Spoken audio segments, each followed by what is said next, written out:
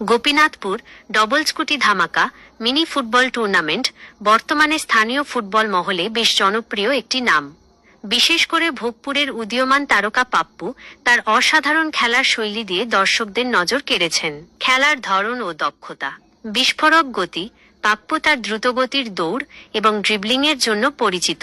ছোট মাঠের mini football খেলায় তার চটজলদি সিদ্ধান্ত নেওয়ার ক্ষমতা তাকে অন্যদের থেকে আলাদা করে।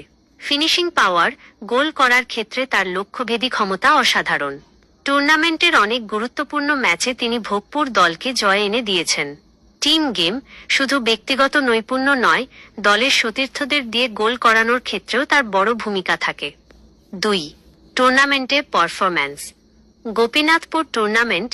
এই টুর্নামেন্টের ডবল স্কুটি প্রাইজ জেতার লড়াইয়ে পাপ্পু ভোগপুরের অন্যতম প্রধান ভরসা।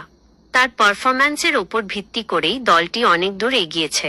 জনপ্রিয়তা, স্থানীয় দর্শকদের কাছে তিনি এখন ক্রাউড ফেভারিট। তার পায়ে বল গেলেই গ্যালারিতে আলাদা উত্তেজনা তৈরি হয়। 3. পরিচিতি ও সম্ভাবনা। ভোগপুর এলাকা থেকে উঠে আসা এই তরুণ খেলোয়াড়কে অনেকে আগামী দিনের বড় মাপের ফুটবলার হিসেবে দেখছেন। কঠোর পরিশ্রম এবং শৃঙ্খলার কারণে স্থানীয় কোচ এবং সিনিয়র খেলোয়াড়দের কাছেও তিনি হাজার হাজার মানুষের চিৎকার আর স্কুটি জেতার প্রেসার মাথায় নিয়ে শট নেওয়া সহজ নয়।